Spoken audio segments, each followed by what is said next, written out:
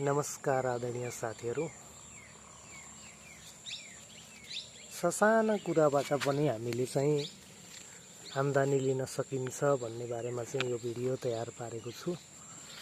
देख्न सक्नुहुन्छ लटरम्म खुर्सानीहरू सबै बोटमा यसरी फलिरहेको छ। देख्दा सानो कुरा हो, नर्मल कुरा हो। यहाँ खुर्सानी खेती पनि भइरहेको छैन, तैपनि खुर्सानी खेतीको पनि अपार सम्भावना छ है भन्ने कुरा चाहिँ म देखाउनको लागि यो भिडियो चाहिँ बनाएको छु।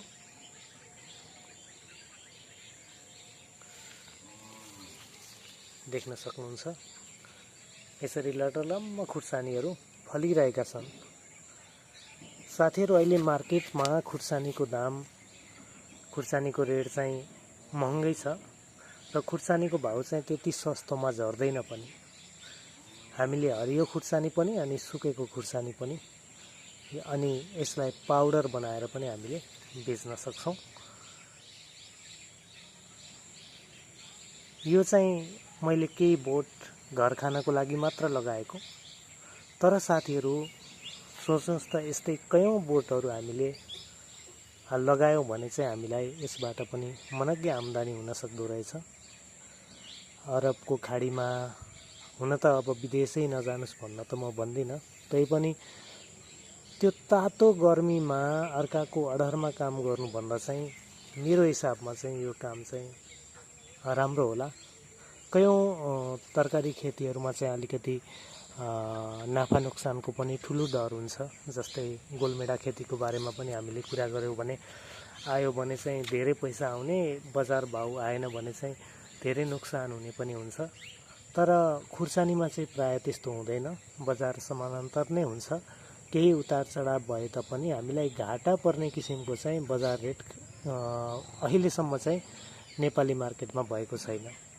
र यसलाई चाहिँ हामीले स्टोर गर्न सक्ने चिज पनि भएकोले यदि हामीले हरियो खुर्सानी नबेचेर सुकेको खुर्सानी पनि बेच्न सक्यौं र त्यो पनि हामीले बेच्न सकेनौं भने चाहिँ त्यसलाई पाउडर बनाएर हामीले बेच्न सक्यौं।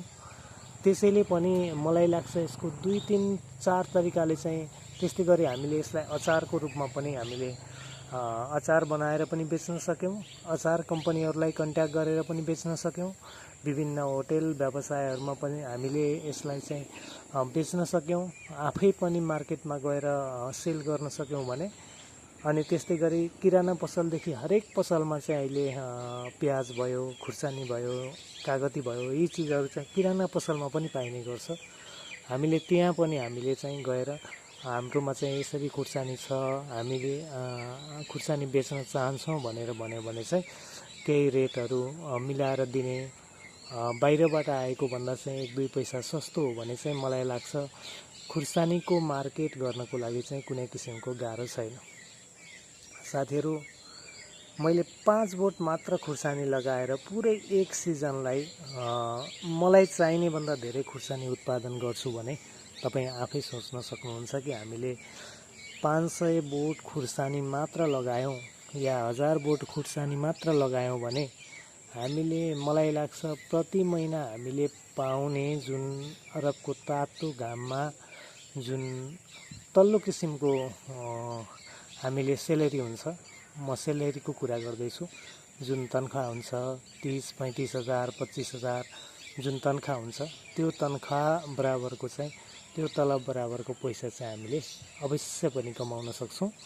किनकि हामी कृषिमा जुडिसकेपछि थोरै मात्र गरेर बस्दैनौँ, अन्य चिजहरू पनि, अन्य तरकारीहरू पनि लगाउने गर्छौं। कि त हामीले खुर्सानी मात्र लगाउने हो भने पनि कयौं बोट खुर्सानीहरू हामीले लगाउँछौं, जसले गर्दा मलाई लाग्छ हामीलाई नेपालमै बसिकन पनि एउटा स्वरोजगार हुने र एउटा आर्थिक स्तर चाहिँ सुधार गर्ने मौका मिल्छ जस्तो चाहिँ मलाई लाग्छ। र साथीहरू, यो खुर्सानी खेतीमा सबैभन्दा राम्रो कुरा के हो भने मैले अघि नै पनि भनिसकेँ, यसको चाहिँ बजार भाउ त्यति उतार चढाव हुँदैन, जसको कारण चाहिँ हामीलाई एकदमै धेरै नाफा नभए पनि घाटा हुने चान्स पनि एकदम कम हुन्छ।